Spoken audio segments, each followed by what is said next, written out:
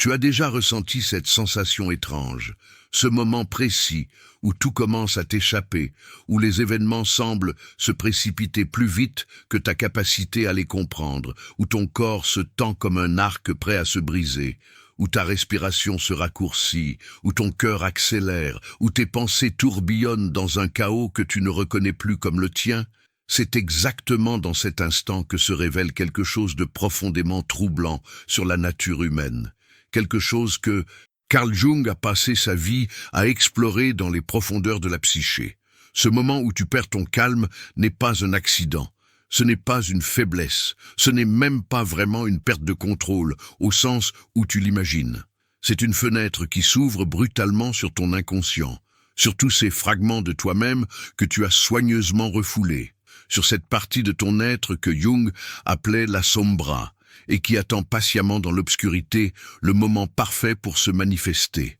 Les difficultés de la vie ne créent pas ton chaos intérieur, elles le révèlent simplement, comme la tempête qui fait apparaître les fissures invisibles dans la structure d'un navire qui semblait pourtant solide.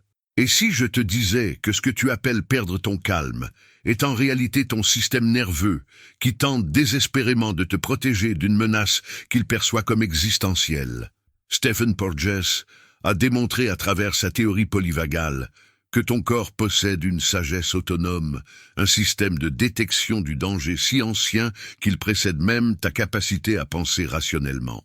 Avant que ton cortex préfrontal n'ait le temps d'analyser la situation, ton système nerveux a déjà décidé si tu es en sécurité ou en danger. Et cette décision inconsciente dicte l'état émotionnel dans lequel tu vas basculer. La vraie question n'est donc pas pourquoi tu perds ton calme, mais plutôt qu'est-ce que ton système nerveux a détecté dans cette situation qui résonne avec une blessure ancienne, un trauma non résolu, un complexe inconscient qui attend depuis peut-être des décennies le bon déclencheur pour exploser à la surface de ta conscience. Abonne-toi maintenant à cette chaîne si tu veux continuer ce voyage dans les profondeurs de ta psyché, parce que ce que je vais te révéler dans les prochaines minutes va transformer radicalement ta compréhension de ce que signifie vraiment rester calme face à l'adversité. Ce que la plupart des gens ne comprennent pas, c'est que le calme authentique n'a absolument rien à voir avec l'absence d'émotion ou la suppression de ce que tu ressens. C'est même exactement le contraire de ce que notre culture valorise quand elle célèbre le stoïcisme mal compris ou cette fausse maîtrise de soi qui consiste simplement à étouffer tes réactions jusqu'à ce qu'elles explosent de manière incontrôlable.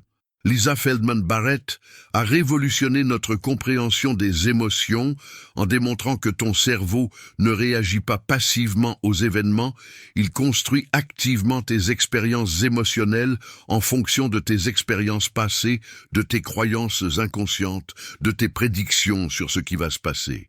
Chaque fois que tu te retrouves submergé par l'anxiété, la colère ou la panique face à une difficulté, ton cerveau est en train de te raconter une histoire basée sur d'anciennes données, sur des schémas qui se sont cristallisés peut-être dans ton enfance, peut-être dans des moments où tu étais réellement impuissant face à une situation menaçante. Le vrai calme naît de la rencontre avec tes tempêtes intérieures, pas de leur évitement. Jung insistait constamment sur ce point fondamental, cette nécessité absolue de descendre dans les abîmes de soi-même, plutôt que de construire des défenses toujours plus sophistiquées contre ce qui nous effraie en nous. Freud avait identifié ces mécanismes de défense avec une précision clinique remarquable. Le déni, la projection, le déplacement, la rationalisation, toutes ces stratégies inconscientes que ton ego déploie pour éviter la confrontation avec une vérité psychologique trop douloureuse à affronter. Mais ce que Freud n'avait peut-être pas pleinement saisi, c'est que ces mécanismes de défense ne disparaissent pas par la simple prise de conscience intellectuelle, ils doivent être intégrés, transformés, alchimisés dans le creuset de l'expérience vécue. Antonio Damasio a apporté une contribution magistrale en montrant comment tes émotions ne sont pas des obstacles à la pensée rationnelle, mais au contraire des guides essentiels pour naviguer dans la complexité de l'existence, comment ce qu'il appelle les marqueurs somatiques permettent à ton corps de te communiquer une sagesse que ton mental conscient n'a pas encore formulée. Alors quand tu sens cette vague de panique monter en toi face à une difficulté, ce n'est pas ton ennemi, c'est un messager porteur d'informations cruciales sur ce qui demande à être guéri, intégré, transformé en toi. Ce que je vais partager avec toi maintenant va probablement ébranler certaines de tes convictions les plus profondes sur la nature de la force émotionnelle et de la résilience psychologique. Viktor Frankl, qui a survécu aux horreurs des camps de concentration nazis, a découvert quelque chose de profondément libérateur dans les pires conditions imaginables de l'existence humaine. Il a compris que la dernière liberté qui ne peut jamais être retirée, c'est ta liberté de choisir comment tu vas répondre intérieurement à ce qui t'arrive extérieurement. Cette découverte rejoint de manière stupéfiante ce que les philosophes stoïciens enseignaient il y a plus de 2000 ans. Cette sagesse que Marc Aurèle formulait dans ses méditations lorsqu'il écrivait que ce ne sont pas les événements qui troublent les hommes, mais l'opinion qu'ils ont des événements.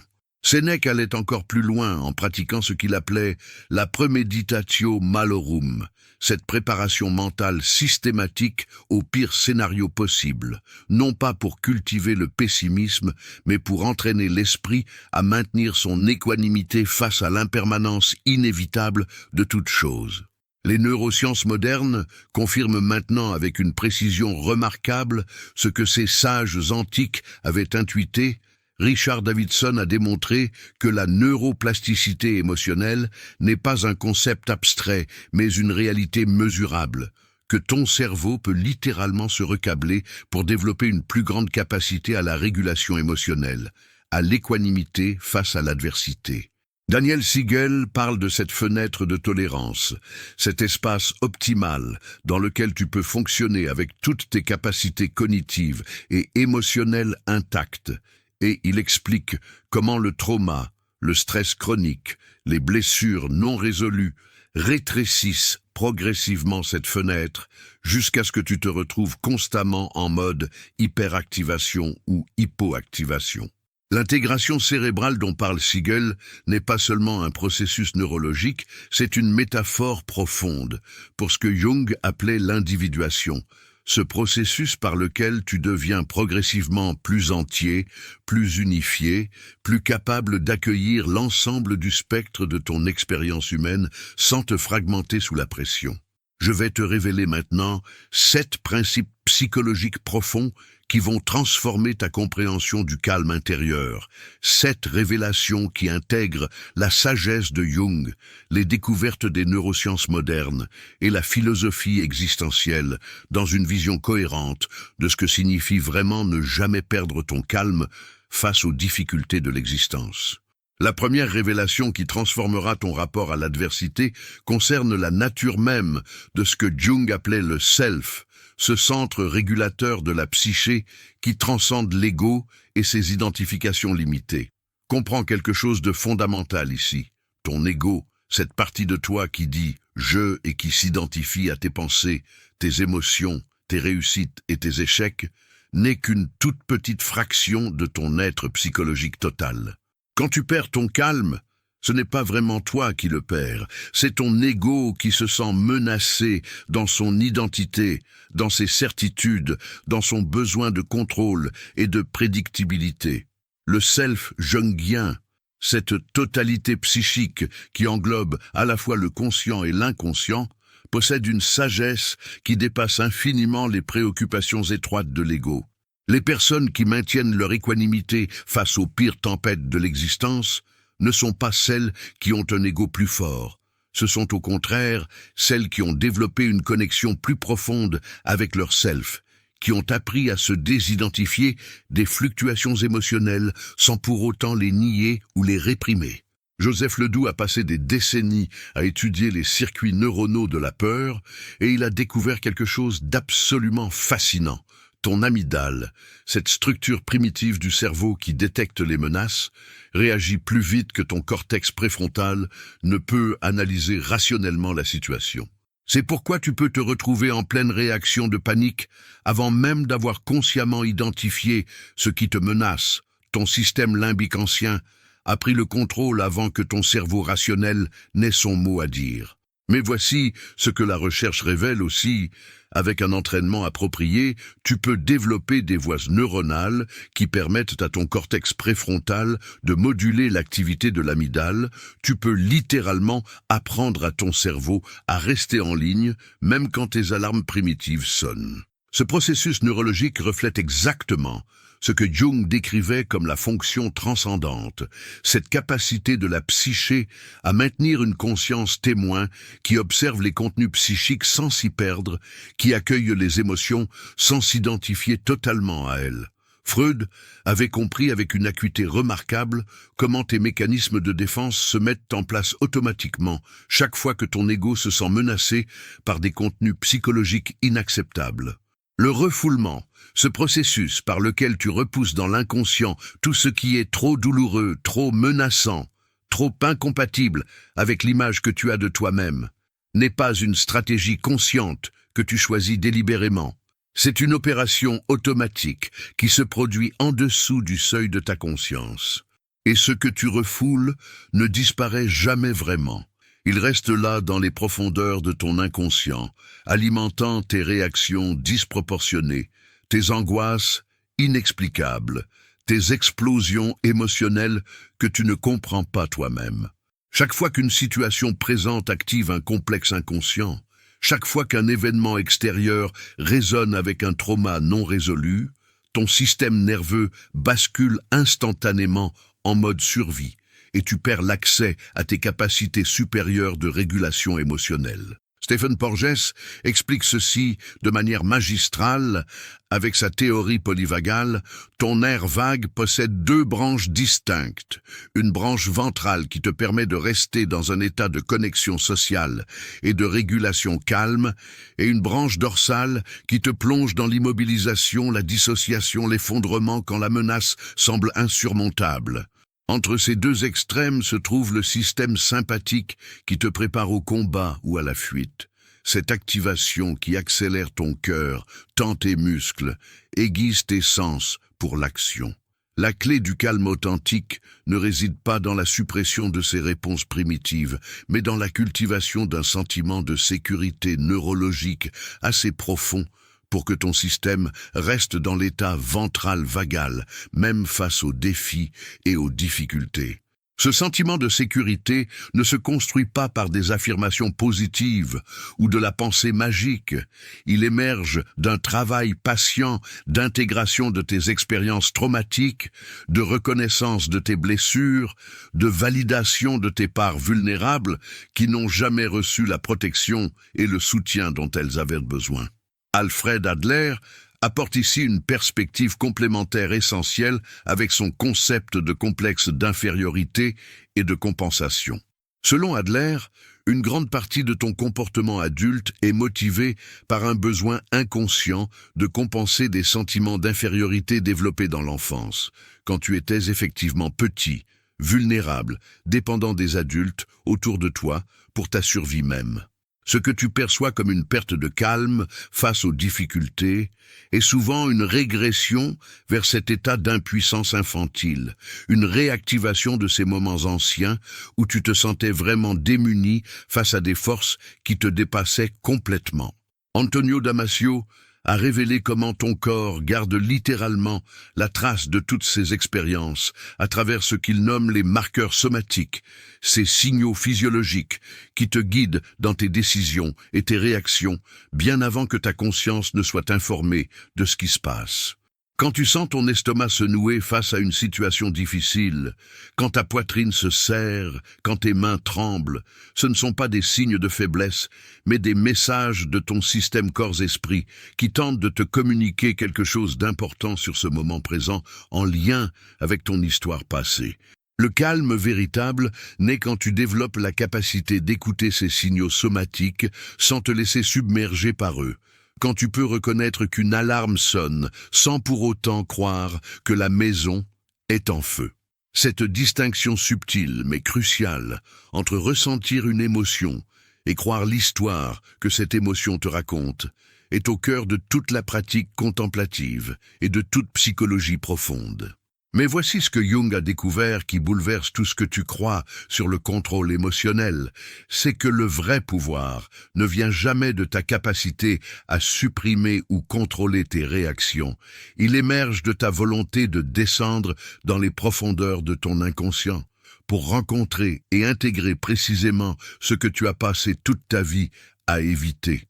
Les neurosciences révèlent quelque chose de profondément troublant sur la façon dont ton cerveau crée la panique et l'anxiété face aux difficultés de l'existence.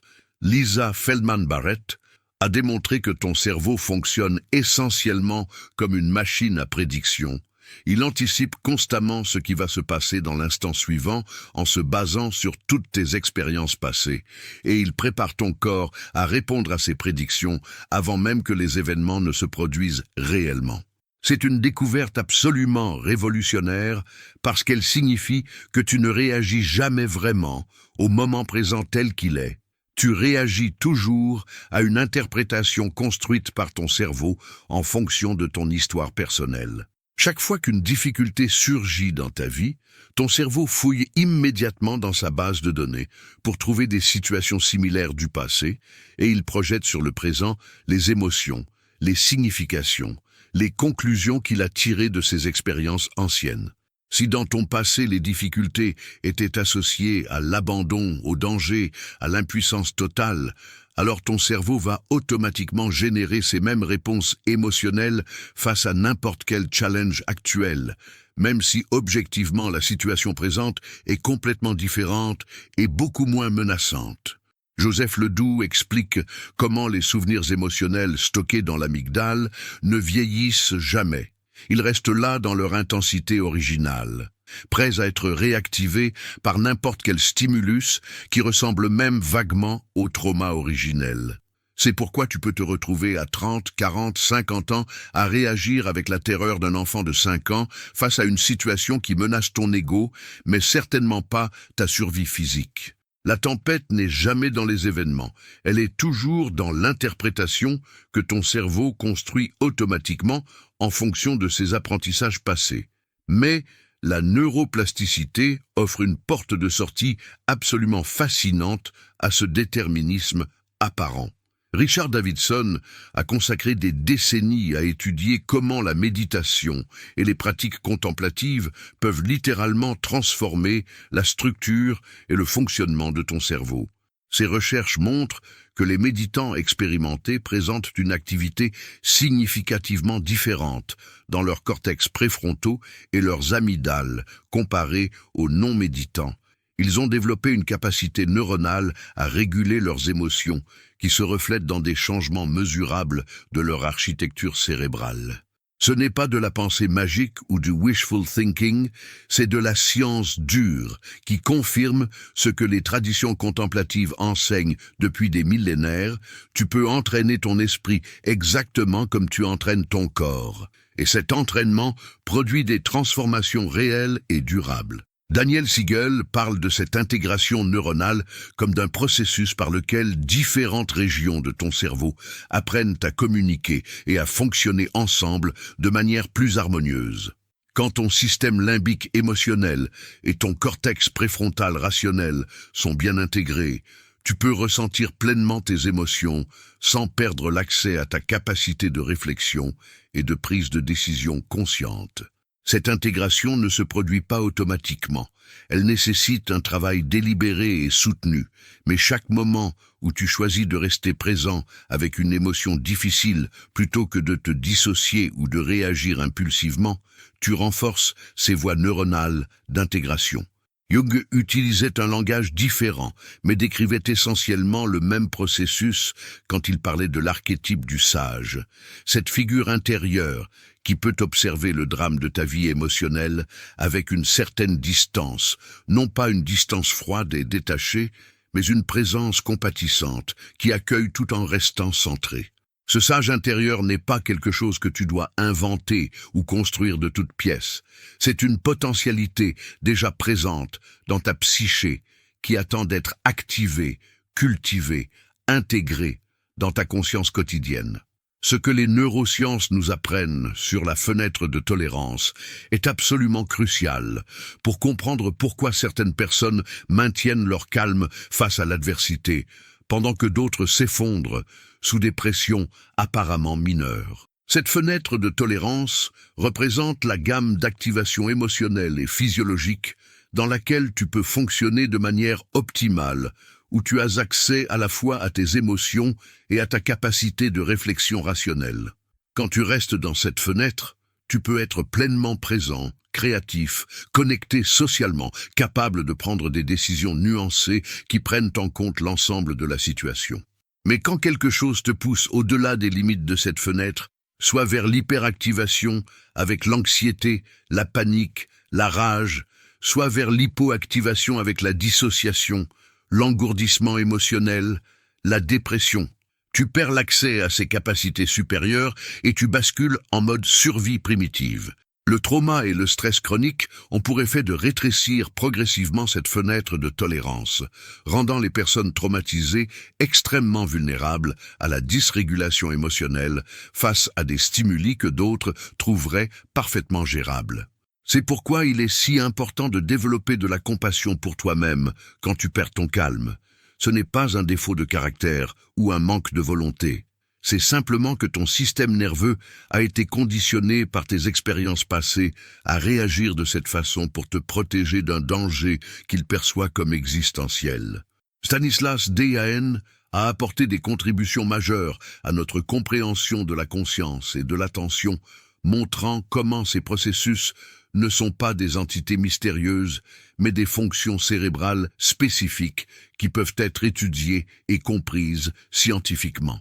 Sa recherche révèle que la conscience attentionnelle fonctionne comme un projecteur qui illumine certains contenus mentaux pendant que d'autres restent dans l'ombre, et que tu as une capacité limitée à diriger consciemment ce projecteur vers ce que tu choisis plutôt que de te laisser capturer passivement par les stimuli les plus saillants ou menaçants. Cette capacité métacognitive à observer et à diriger ton attention est précisément ce qui te permet de créer un espace entre le stimulus et ta réponse. Cet espace dont parlait Viktor Frankl comme le lieu même de ta liberté humaine. Lequel de ces mécanismes inconscients reconnais-tu en toi? Partage ta réflexion en commentaire. Cette prise de conscience est le premier pas vers une transformation profonde de ta capacité à rester centré face aux tempêtes de l'existence. Ce que Jung appelle la sombra contient précisément ce qui te fait perdre ton calme.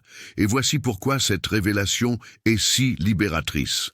La sombra n'est pas seulement la collection de tes défauts et de tes aspects négatifs que tu préfères ne pas voir. C'est l'ensemble de tout ce que tu as dû refouler, nier, rejeter de toi-même pour être acceptable aux yeux de ta famille, de ta culture, de la société dans laquelle tu as grandi.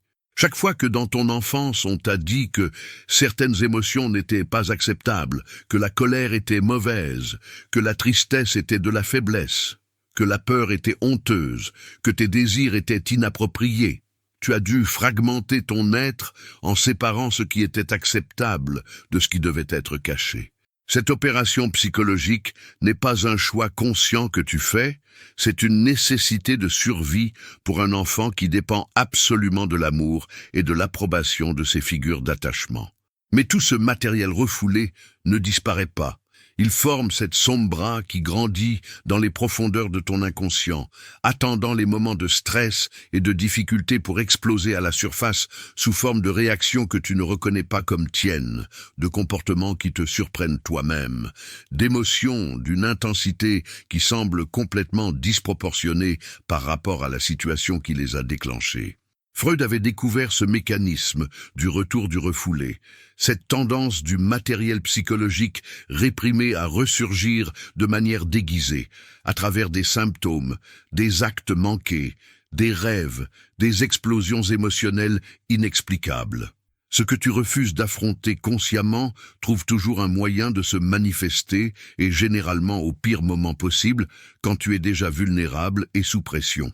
La compulsion de répétition que Freud a identifiée montre comment tu recrées inconsciemment les mêmes patterns douloureux encore et encore, attirés magnétiquement vers des situations qui réactivent tes blessures non résolues, comme si ton inconscient essayait désespérément de te donner une autre chance, de guérir ce qui n'a jamais été guéri. Adler comprenait cela à travers le prisme de la compensation. Comment tu développes des stratégies élaborées pour compenser tes sentiments d'infériorité, construisant parfois une façade de confiance et de force qui masque une vulnérabilité terrifiante en dessous. Quand cette façade se fissure sous la pression des difficultés, quand tes stratégies de compensation ne fonctionnent plus, tu te retrouves face à face avec cette vulnérabilité brute que tu as passé peut-être des décennies à éviter. Boris Cyrulnik a apporté une perspective profondément humaine sur le trauma et la résilience, montrant que les blessures ne sont pas des sentences définitives, mais des points de départ potentiels pour une transformation radicale de ton identité et de ta relation à toi-même. Mais cette transformation ne peut se produire que si tu es prêt à descendre dans la blessure elle-même, à rencontrer la douleur que tu as fuie, à intégrer les parts de toi-même que tu as rejetées comme inacceptables. Ton calme sera proportionnel à l'obscurité que tu auras eu le courage d'illuminer, parce que chaque fragment de Sombra que tu intègres consciemment est un fragment qui ne peut plus te contrôler inconsciemment. Albert Camus a compris quelque chose de profondément libérateur sur la condition humaine quand il a parlé de l'absurde, cette confrontation entre ton besoin humain de sens et de cohérence et l'indifférence fondamentale de l'univers à ce besoin. Face à l'absurde, tu as 3 options selon Camus: le suicide physique, le suicide philosophique qui consiste à se réfugier dans des illusions rassurantes, ou la révolte, cette acceptation lucide de l'absurde combinée à un engagement total dans la création de sens malgré l'absence de sens garanti. Cette 3e voie, la révolte absurde, ressemble étrangement au processus d'individuation de Jung, cette acceptation que tu ne trouveras jamais de réponse définitive, mais que le voyage lui-même, cette confrontation courageuse avec l'inconnu, est ce qui te rend pleinement humain. Quand tu perds ton calme face aux difficultés, c'est souvent parce que la situation menace les illusions sur lesquelles tu as construit ta stabilité. Ces croyances rassurantes sur le contrôle que tu as sur ta vie, sur la justice du monde, sur ta capacité à éviter la souffrance, si tu fais juste tout correctement. L'intégration de la Sombra exige que tu renonces à ces illusions protectrices et que tu acceptes une vérité plus difficile, mais aussi plus libératrice. Tu ne contrôles presque rien. Le chaos et l'impermanence sont la texture même de l'existence, et ta véritable force ne réside pas dans ta capacité à éviter les difficultés, mais dans ta capacité à les traverser sans te perdre complètement. Cette acceptation existentielle n'est pas du fatalisme ou de la résignation passive, c'est au contraire la source d'une liberté profonde, parce que quand tu cesses de résister à la nature fondamentalement incertaine de la vie, tu libères une énorme quantité d'énergie psychique qui était consacrée à maintenir des défenses contre une réalité que tu ne peux de toute façon pas changer. La philosophie stoïcienne offre une sagesse pratique remarquablement compatible avec les insights de la psychologie jungienne et des neurosciences modernes. Marc Aurèle, qui était empereur de Rome et devait faire face quotidiennement à des difficultés et des pressions que la plupart d'entre nous ne peuvent même pas imaginer, a développé une pratique philosophique centrée sur la dichotomie du contrôle. Cette distinction absolument fondamentale entre ce qui dépend de toi et ce qui ne dépend pas de toi. Ce qui dépend de toi, ce sont tes jugements, tes intentions, tes réactions intérieures, ta capacité à choisir comment tu vas interpréter et répondre aux événements. Ce qui ne dépend pas de toi, c'est pratiquement tout le reste, les actions des autres, les circonstances extérieures, les résultats de tes efforts, même ton propre corps et ta propre vie qui peuvent être retirés à tout moment. La sagesse stoïcienne consiste à investir toute ton énergie dans ce qui dépend réellement de toi et à cultiver une acceptation sereine de tout ce qui ne dépend pas de toi, aussi désagréable ou douloureux que ce soit. Sénèque allait encore plus loin avec sa pratique de la premeditatio malorum, cette préparation mentale systématique au pire scénario possible. Chaque jour, Sénèque prenait le temps d'imaginer en détail comment il réagirait si tout ce qu'il chérissait lui était retiré. Sa fortune, sa position, ses proches, sa santé, sa vie elle-même. Ce n'était pas du masochisme, mais un entraînement mental rigoureux pour libérer son esprit de l'attachement anxieux aux choses impermanentes et développer une résilience intérieure qui ne dépend d'absolument rien d'extérieur. La liberté commence exactement où cesse ta résistance à ce qui est. Cette résistance qui te fait perdre ton calme chaque fois que la réalité ose ne pas correspondre à tes attentes et à tes désirs. Daniel Siegel a montré comment la pratique de la pleine conscience, ce que les stoïciens appelaient prosoché ou attention vigilante, produit des changements mesurables dans l'intégration des différentes régions de ton cerveau. Quand tu pratiques régulièrement l'observation consciente de tes pensées et émotions sans te laisser emporter par elles, tu renforces les connexions entre ton cortex préfrontal et ton système limbique, tu augmentes littéralement la densité de matière grise dans les régions associées à la régulation émotionnelle et à la conscience de soi.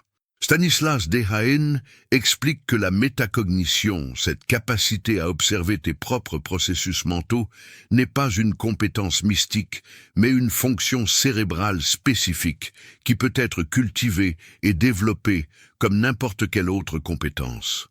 Chaque fois que tu remarques que tu es perdu dans tes pensées anxieuses et que tu ramènes doucement ton attention au moment présent, tu exerces cette fonction métacognitive et tu la renforces graduellement.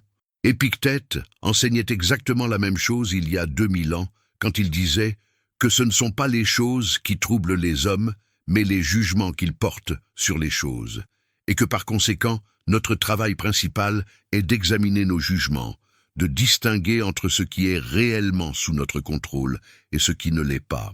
Sénèque a découvert une technique psychologique que les neurosciences modernes confirment maintenant. Cette pratique de reformuler mentalement les difficultés non pas comme des catastrophes, mais comme des opportunités d'entraînement de ta force intérieure, comme des tests de ta capacité à maintenir ton équanimité face à l'impermanence. Cette reformulation n'est pas du simple optimisme naïf ou de la pensée positive superficielle. C'est une reconnaissance philosophique profonde que la difficulté elle-même n'a pas de signification intrinsèque, que c'est toujours ton interprétation qui crée ta souffrance ou ta croissance. Sur une échelle de 1 à 7, combien de ces principes appliques-tu déjà inconsciemment dans ta vie quotidienne? Écris ton chiffre en commentaire et prends conscience de combien il reste encore à intégrer. Ton corps porte tes histoires. Chaque tension musculaire chronique, chaque pattern de respiration restrictif, chaque zone d'engourdissement ou d'hypersensibilité est une archive somatique de tes expériences non digérées. Stephen Porges a révolutionné notre compréhension du système nerveux autonome avec sa théorie polyvagale, montrant que ton état émotionnel et ta capacité à rester calme ne dépendent pas principalement de ce que tu penses, mais de l'état de ton système nerveux autonome dans chaque moment. Le nerf vague qui innerve ton cœur, tes poumons, ton système digestif, tes organes internes, fonctionne comme un système de communication bidirectionnelle entre ton cerveau et ton corps, transmettant constamment des informations sur ton niveau de sécurité ou de danger. La branche ventrale de ton nerf vague, la plus évoluée phylogénétiquement, te permet de rester dans un état de connexion sociale, de curiosité, d'engagement avec le monde quand tu te sens suffisamment en sécurité. C'est dans cet état ventral vagal que tu as accès à ton cortex préfrontal, à ta capacité de penser clairement, de prendre des décisions nuancées, de ressentir de l'empathie et de la connexion avec les autres. Mais quand ton système nerveux détecte une menace, que ce soit une menace réelle dans ton environnement ou simplement un trigger qui active une mémoire traumatique ancienne, tu bascules automatiquement en mode sympathique avec la mobilisation pour le combat ou la fuite, ou si la menace semble insurmontable, en mode dorsal vagal avec l'immobilisation, la dissociation, l'effondrement. La régulation somatique précède la paix mentale. Tu ne peux pas penser ton chemin vers le calme quand ton système nerveux est bloqué en mode survie. Peter Levine, qui a développé la méthode Somatic Experiencing pour traiter le trauma, a compris que le trauma n'est pas vraiment dans l'événement lui-même, mais dans la réponse physiologique inachevée à cet événement. Quand tu es confronté à une menace écrasante contre laquelle tu ne peux ni combattre ni fuir, ton système nerveux reste bloqué dans cet état d'activation élevé, avec toute cette énergie de survie mobilisée qui n'a jamais pu se décharger. Cette énergie bloquée continue à circuler dans ton système pendant des années, des décennies même, créant des symptômes chroniques d'anxiété, d'hypervigilance, de réactivité émotionnelle exacerbée face à des situations qui ne sont objectivement pas dangereuses, mais qui ressemblent assez au trauma originel pour activer tout ce système. Antonio Damasio a démontré de manière magistrale que tes émotions ne sont pas des événements purement mentaux, mais des processus incarnés qui impliquent ton corps tout entier, que chaque changement dans ton état émotionnel se reflète dans des changements mesurables de ta fréquence cardiaque, de ta respiration, de ta tension musculaire, de ta chimie hormonale. Cette boucle corps-cerveau signifie que tu peux influencer tes états émotionnels par des interventions somatiques directes en travaillant avec ta respiration, ta posture, ton mouvement, ton tonus vagal. Jung avait une intuition profonde de cette unité psyché-soma quand il parlait de la synchronicité, ces correspondances significatives entre événements intérieurs et extérieurs qui ne peuvent pas être expliqués par la causalité linéaire, mais qui suggèrent une interconnexion plus profonde entre le psychologique et le physique. Ton calme mental sera toujours limité par la sécurité que ressent ton système nerveux. Et cette sécurité ne se crée pas par des affirmations positives ou de la pensée rationnelle, mais par des expériences concrètes de co-régulation avec d'autres systèmes nerveux sûrs, par des pratiques somatiques qui enseignent progressivement à ton corps qu'il peut sortir de la vigilance constante et se détendre sans danger.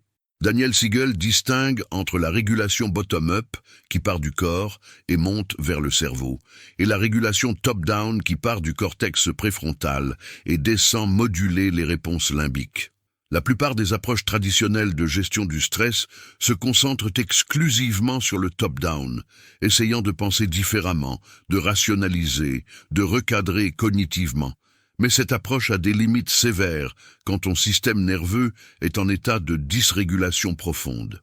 Dans ces moments, tu as besoin d'interventions bottom-up, qui travaillent directement avec ton système nerveux autonome, des pratiques qui envoient des signaux de sécurité à travers ton corps, qui activent ta branche ventrale vagale et permettent à ton système de revenir à un état de régulation où le top-down peut à nouveau fonctionner. Stephen Porges a révélé pourquoi la respiration seule ne suffit pas. Et c'est fascinant, parce que ton système nerveux évalue la sécurité principalement à travers 3 canaux, les expressions faciales et la prosodie vocale des personnes autour de toi, les informations proprioceptives de ton propre corps et les signaux de l'environnement. Tu peux respirer profondément autant que tu veux. Si ton système nerveux continue à détecter des signaux de danger dans l'un de ces canaux, il ne sortira pas de son état défensif.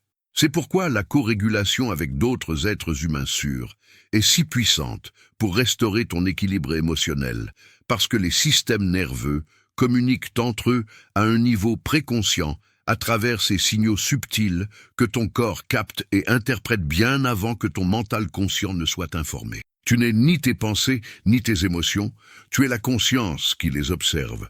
Et cette distinction apparemment simple contient une libération psychologique d'une profondeur extraordinaire. Jung appelait cela la fonction transcendante. Cette capacité de la psyché à maintenir une position témoin qui peut accueillir les contenus psychiques contradictoires sans s'identifier totalement à aucun d'eux. Quand tu es submergé par la colère, une partie de toi peut remarquer « je suis en colère » plutôt que « je suis la colère ». Et cette distinction crée un espace microscopique mais crucial entre toi et l'émotion.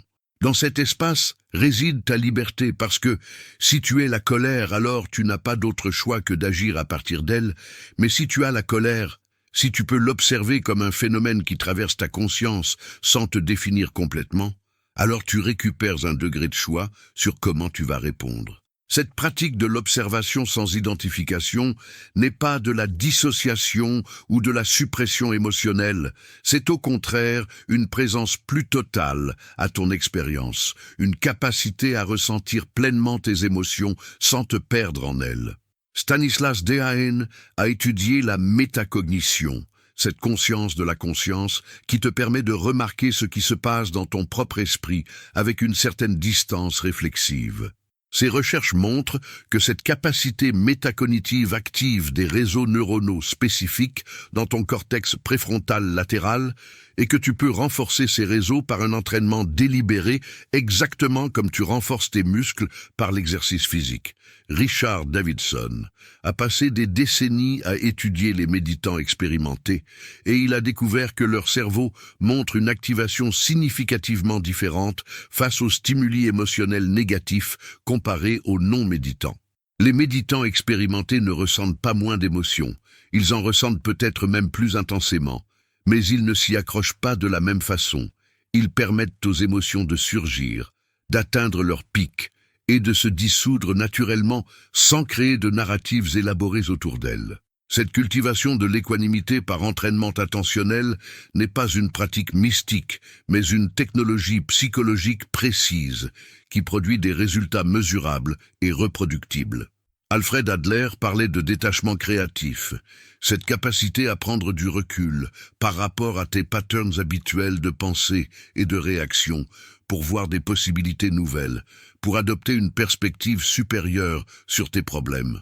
Ce détachement n'est pas de l'indifférence ou du désengagement, mais au contraire, un engagement plus profond, parce que c'est seulement quand tu n'es pas complètement fusionné avec ton drame personnel que tu peux voir clairement ce qui se passe réellement et répondre avec sagesse plutôt que réagir mécaniquement. Viktor Frankl a vécu cette vérité dans les conditions les plus extrêmes imaginables. Il a découvert dans les camps de concentration que même quand absolument tout lui était retiré, sa liberté, sa dignité, sa santé, ses proches, il lui restait encore cette dernière liberté irréductible de choisir son attitude intérieure face à ce qui lui arrivait. Entre ce qui t'arrive et ta réaction se trouve l'espace où réside ta liberté. Cet espace que Frankl mesurait en fractions de secondes, mais qui contenait néanmoins la différence entre la déshumanisation totale et la préservation de sa dignité intérieure. Jung pratiquait quotidiennement quelque chose qui transformait radicalement sa stabilité émotionnelle. Il entretenait un dialogue actif avec son inconscient à travers l'écriture, le dessin, l'imagination active. Plutôt que de voir ses pensées et émotions perturbantes comme des ennemis à combattre ou des symptômes à éliminer, il les traitait comme des messagers de son inconscient porteurs d'informations importantes sur son processus d'individuation. Quand une émotion difficile surgissait, plutôt que de la réprimer ou de se laisser submerger par elle, Jung s'asseyait avec elle, l'interrogeait, lui demandait ce qu'elle essayait de lui communiquer.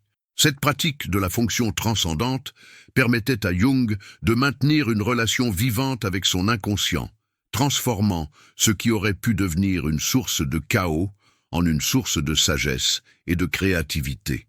Lisa Feldman Barrett explique que ton cerveau peut apprendre à reconceptualiser tes émotions, à créer de nouvelles catégories émotionnelles plus nuancées qui te donnent plus de flexibilité dans tes réponses.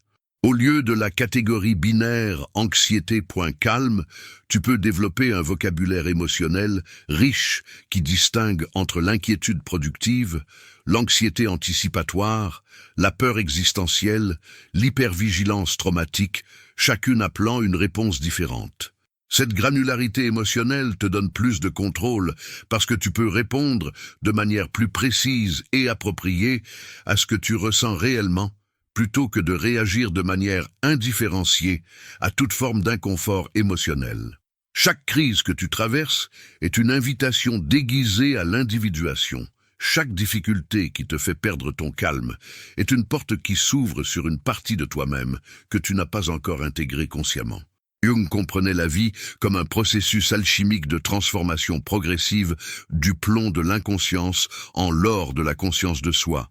Et il voyait dans les crises et les souffrances non pas des punitions ou des accidents malheureux, mais des étapes nécessaires de ce grand œuvre psychologique. L'alchimie médiévale que Jung a si profondément étudiée n'était pas vraiment une chimie primitive, mais une psychologie déguisée, un langage symbolique pour décrire les transformations de l'âme. La nigredo, cette phase noire de putréfaction et de dissolution, correspond psychologiquement à ces moments où toutes tes certitudes s'effondrent, où tes défenses ne fonctionnent plus, où tu te retrouves face au chaos de ton inconscient sans les structures protectrices de ton ego. C'est terrifiant, mais c'est aussi absolument nécessaire, parce que c'est seulement dans cette dissolution que peut émerger quelque chose de véritablement nouveau. L'albédo, la phase blanche de purification, correspond à ces moments de clarté nouvelle, où tu commences à voir les patterns qui ont gouverné ta vie, où tu prends conscience des complexes qui t'ont contrôlé inconsciemment. Et la rubédo, la phase rouge de l'accomplissement, représente cette intégration finale, où ce qui était divisé devient unifié, où les opposés se réconcilient, où tu deviens plus entier, plus toi-même dans ta totalité, plutôt que dans une fraction acceptable de toi-même. Viktor Frankl a découvert dans les pires conditions imaginables que le sens est le plus puissant antidote à la souffrance. Non pas parce que le sens élimine la souffrance, mais parce qu'il la rend supportable, transformable, intégrable dans une narrative plus large qui donne à ta douleur une place et une fonction. Sa logothérapie enseigne que ta volonté de sens est encore plus fondamentale que ta volonté de plaisir ou ta volonté de pouvoir, que l'être humain peut endurer presque n'importe quelle souffrance s'il peut y trouver un sens, mais qu'il s'effondre face à la souffrance absurde qui ne mène nulle part et n'enseigne rien. La croissance post-traumatique que la recherche psychologique a documentée ces dernières décennies confirme cette intuition de Frankl, montrant que les personnes qui traversent des traumas sévères peuvent émerger non pas simplement en revenant à leur état antérieur, mais en développant des capacités psychologiques, une profondeur de compréhension, une appréciation de la vie qu'elles n'auraient jamais développée sans cette épreuve. Boris Cyrulnik parle de résilience comme d'une métamorphose identitaire, un processus par lequel tu n'es plus la même personne après le trauma, tu es devenu quelqu'un de différent, idéalement quelqu'un qui a intégré la blessure plutôt que d'être défini par elle. Ce qui ne te détruit pas ne te rend pas automatiquement plus fort, contrairement à ce que dit le cliché nietzschéen mal compris, mais ce qui te transforme consciemment, ce que tu intègres délibérément dans ton processus d'individuation, cela te rend effectivement plus sage, plus complet, plus capable d'être pleinement présent à la totalité de l'expérience humaine. Albert Camus affirmait que nous devons imaginer Sisyphe heureux, même dans son éternel recommencement, même dans l'absurdité apparente de sa tâche, parce que Sisyphe a trouvé sa liberté précisément dans l'acceptation lucide de sa condition. Cette création de sens face à l'absurde n'est pas une illusion consolante, mais une révolte métaphysique, une affirmation de ta dignité humaine face à un univers indifférent. Lisa Feldman-Barrett explique comment ton cerveau reconstruit continuellement ta réalité émotionnelle à chaque instant, comment tu peux apprendre à reconceptualiser tes expériences d'une manière qui te donne plus d'agence et de possibilités. Quand tu perds ton calme face à une difficulté, ton cerveau raconte une histoire spécifique sur ce que cela signifie, une histoire généralement basée sur des patterns anciens de menaces et d'impuissance. Mais tu peux apprendre à raconter une histoire différente, non pas une histoire faussement positive, qui nie la réalité, mais une histoire qui reconnaît à la fois la difficulté réelle et ta capacité à la traverser, à grandir à travers elle, à l'utiliser comme matériau brut pour ton individuation continue. Cette reconceptualisation n'est pas de l'autosuggestion superficielle, mais une reprogrammation profonde de la façon dont ton cerveau construit ta réalité émotionnelle moment après moment. Voici le secret alchimique que Jung a découvert pour transmuter la souffrance en or psychologique, c'est que rien n'est gaspillé dans la psyché, Chaque expérience, aussi douloureuse soit-elle, contient des informations précieuses sur qui tu es vraiment et sur qui tu es appelé à devenir.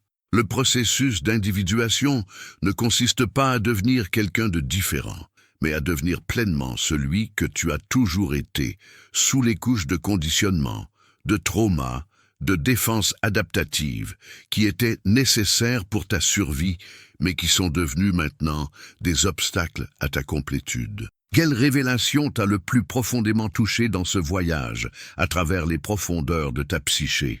Partage cette réflexion avec quelqu'un qui cherche aussi à comprendre son calme intérieur, parce que ces insights ne prennent leur pleine puissance que quand ils sont partagés, discutés, intégrés dans une communauté de personnes engagées dans le même processus d'individuation. Et si tu veux approfondir ce voyage psychologique ensemble, si tu veux explorer plus en détail comment intégrer ces principes dans ta vie quotidienne, rejoins notre communauté de membres qui travaillent sérieusement sur leur transformation intérieure. Ce que nous avons exploré aujourd'hui n'est pas une collection de techniques ou de trucs pour gérer ton stress, c'est une vision complètement différente de ce que signifie être humain, de ce que signifie traverser les inévitables difficultés de l'existence sans se perdre dans le chaos.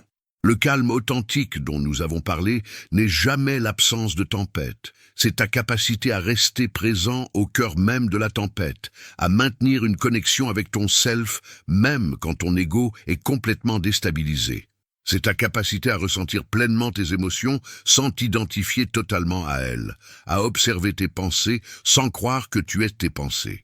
C'est cette qualité de présence qui peut accueillir l'ensemble du spectre de l'expérience humaine, de la joie la plus lumineuse à la souffrance la plus sombre, sans se fragmenter sous la pression. Les philosophes stoïciens l'ont compris, les maîtres contemplatifs l'ont enseigné, Jung l'a cartographié psychologiquement, et maintenant les neurosciences le confirment avec une précision remarquable.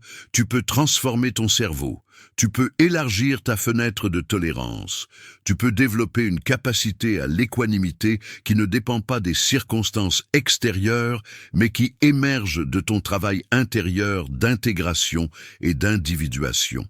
Ce n'est pas un chemin facile ou rapide. L'alchimie psychologique prend du temps. La transformation authentique ne peut pas être précipitée. Mais chaque moment où tu choisis de rester présent avec ce qui est, plutôt que de fuir dans la dissociation ou la réactivité, tu renforces cette capacité. Chaque fois que tu accueilles une émotion difficile avec curiosité plutôt qu'avec jugement, tu intègres un fragment de ta sombra. Chaque fois que tu remarques tes patterns automatiques sans te condamner, tu exerces ta fonction transcendante.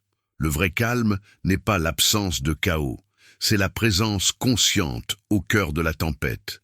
Cette qualité de présence qui reconnaît que tu es beaucoup plus vaste que n'importe quelle émotion qui te traverse, beaucoup plus profond que n'importe quelle pensée qui surgit dans ta conscience. Tu es la conscience elle-même. Et cette conscience ne peut jamais vraiment être perturbée par son contenu. Elle peut seulement s'identifier temporairement à ce contenu et oublier sa vraie nature. Ton travail, le grand œuvre de ton existence, est de te souvenir encore et encore de cette vérité fondamentale, jusqu'à ce qu'elle devienne si profondément intégrée qu'aucune tempête ne puisse te la faire oublier complètement.